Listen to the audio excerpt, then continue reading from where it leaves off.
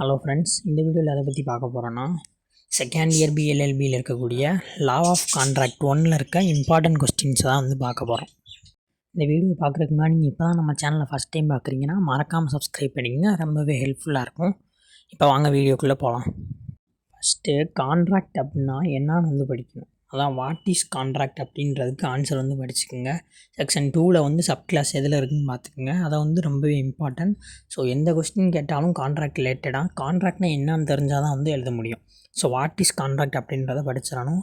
Next essential elements of a valid contract, இது ரொம்பவே இம்பார்ட்டண்டான ஒரு கொஸ்டின். இதுக்குரிய ஆன்சரும் வந்து நம்ம சேனல்லே இருக்குது. அந்த பிளேலிஸ்ட் லிங்க்கையும் வந்து டிஸ்கிரிப்ஷன்லேயே கொடுத்துருக்கேன், அதை வந்து பார்த்துக்குங்க. இதில் வந்து இந்த செக்ஷன் 10ல் வந்து சொல்லியிருப்பாங்களா எது எதெல்லாம் வந்து இருந்தால் வந்து கான்ட்ராக்ட் வந்து இம்பார்ட்டன்ட் வேலிட் அப்படின்னு, அதை வந்து படிக்கணும். அதில் இந்த ஒரு கொஸ்டின் படித்தா நீங்கள் கான்ட்ராக்ட் ஆக்ட் இந்த ஆக்டில் இருக்க ஃபுல்லாமே வந்து படித்த மாதிரி. ஏன்னா இந்த வேலிட்லாம் இந்த இதில் இருக்க சொல்லியிருக்க எலமெண்ட்லாம் இருந்தால் தான் வந்து கான்ட்ராக்டே வேலிட் அப்படின்னு சொல்லுறாங்க.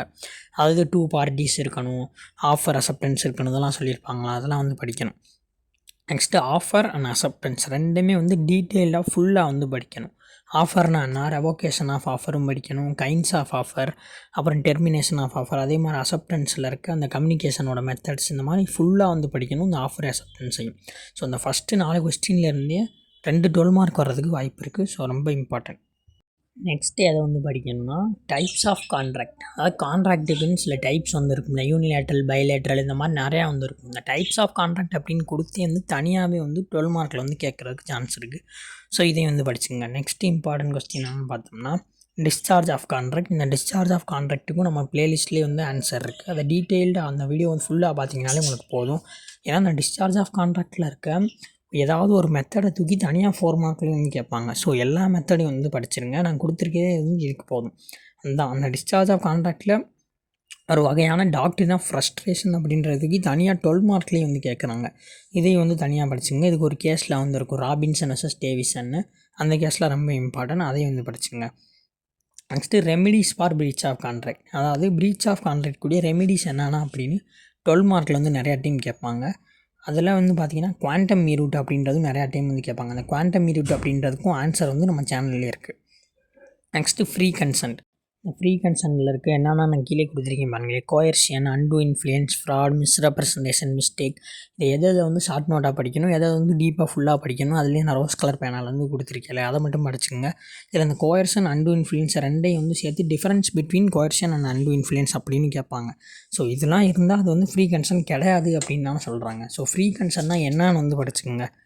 இது படிச்சிட்டாலே இந்த இதுக்கு வந்து போதும். நெக்ஸ்ட்டு பார்த்தீங்கன்னா கன்சிடரேஷன் ரொம்பவே இம்பார்ட்டன்ட். இதுக்குரிய அந்த கன்சிடரேஷனுக்குரிய ஃபுல்லான வீடியோவும் நம்ம சேனல்லே இருக்குது, அந்த ப்ளேலிஸ்ட்லேயே பார்த்துக்குங்க.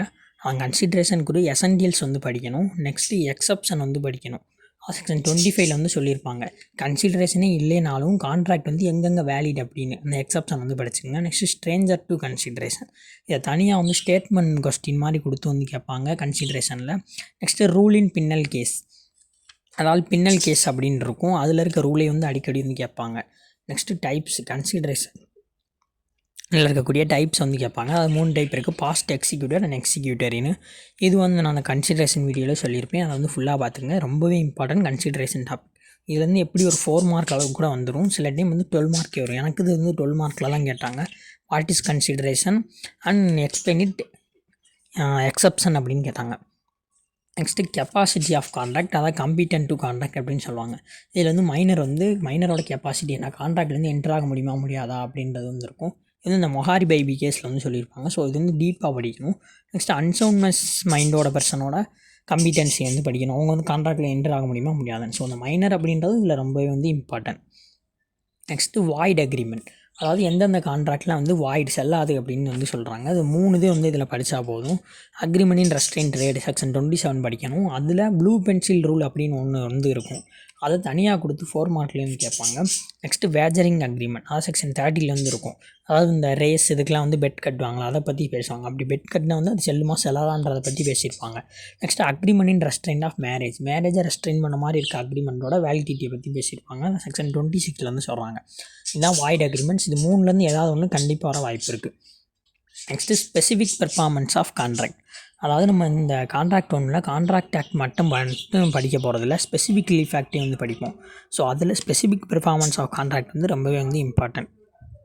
இதுக்கப்புறம் வந்து குவாசி கான்ட்ராக்ட்ஸ் அப்படின்னா வந்து என்னன்னு வந்து படிக்கணும். நெக்ஸ்ட்டு ப்ளூ பென்சில் ரூல் ஏற்கனவே வந்து சொன்னது தான், அதையும் வந்து படிச்சுங்க நல்லா. இதுக்கப்புறம் வந்து இன்ஜெக்ஷன் அதோட கைண்ட்ஸ். இன்ஜெக்ஷன்னா என்ன, அதோட கைண்ட்ஸ் வந்து என்னென்ன இருக்குன்னு வந்து சிலது இருக்கும், அதையும் வந்து படிச்சுங்க, ரொம்பவே வந்து important. Next cancellation of instrument, இதுவும் வந்து ஸ்பெசிஃபிக் லீஃப் ஆக்டில் செக்ஷன் 31 வந்து சொல்லியிருக்காங்க, அதையும் வந்து படிச்சுங்க. இது போக இதெல்லாம் கொஞ்சம் இம்பார்ட்டன்ட்னா contingent contract, joint promises and reciprocal promises, அதுக்குரிய செக்ஷனும் இதிலே கொடுத்துருக்கேன் பார்த்தீங்களா, அதை மட்டும் படித்தாலே போதும். நெக்ஸ்ட் ப்ரிவிட்டி ஆஃப் கான்ட்ராக்ட் ரொம்பவே வந்து இம்பார்ட்டன்ட், 12 மார்க் அளவுக்கு கேட்குற அளவுக்கு இம்பார்ட்டன்ட். நெக்ஸ்ட் இதில் மேக்ஸிம்ஸ் வந்து ஒரு 3 மேக்ஸிம்ஸ் வந்து படித்தா போதும். கன்சென்சஸ் ஆட் இடியம் அப்படின்னா என்னென்னு படிக்கணும். அதே மாதிரி உபெர்மே ஃபிடாய் கான்ட்ராக்ட்னா என்ன, நானஸ்ட் ஃபேக்டம், இந்த நானஸ்ட் ஃபேக்டம் இதில் வந்து ரொம்ப இம்பார்ட்டன்ட். நெக்ஸ்ட்டு சில கேஸஸ் வந்து 4 மார்க்கில் தனியாக கொடுத்து வந்து கேட்பாங்க, அது இந்த 3 கேஸ் தான் அடிக்கடி கேட்குறது, Harvey versus Facey, Clayton case and ஹைட்ரிஸ் கேஸ். அந்த கிளேட்டன் கேஸில் வந்து ஃபஸ்ட் இஸ் ஃபஸ்ட் அவுட் அப்படின்ற ஒரு ரூல் இருக்கும். அந்த மாதிரி இந்த 3 கேஸில் என்னென்ன சொல்கிறாங்கன்னு படிச்சுங்க. இது போக கடைசியாக படிக்க வேண்டியது லீகல் அப்ளிகேஷன், சோஷியல் அப்ளிகேஷனுக்கு இருக்க டிஃப்ரென்ஸ் என்ன, அதனால் என்னென்னு படிச்சுங்க. நெக்ஸ்ட்டு இன்விடேஷன் டு ட்ரீட், அதாவது ஆஃபர் இன்விடேஷன் ட்ரீட்டும் வேறன்னு வந்து சொல்லுவாங்க. ஸோ அது வந்து எப்படி வந்து டிஃபர் ஆகுது அப்படின்றது வந்து பார்த்திங்கன்னா. Next tender of performance and lawful object, அது லீகலிட்டி ஆஃப் ஆப்ஜெக்ட் அப்படின்னு மாற்றி கேட்பாங்க, அவ்வளோதான். இதை வந்து நீங்கள் ஃபஸ்ட் படிச்சுட்டு மிச்சம் டயம் இருந்தால் வந்து சிலபஸ் வந்து கவர் பண்ணுங்கள். All the best. இந்த மாதிரி யூஸ்ஃபுல்லான வீடியோஸ்க்கு மறக்காமல் நம்ம சேனலை சப்ஸ்கிரைப் பண்ணிக்கோங்க.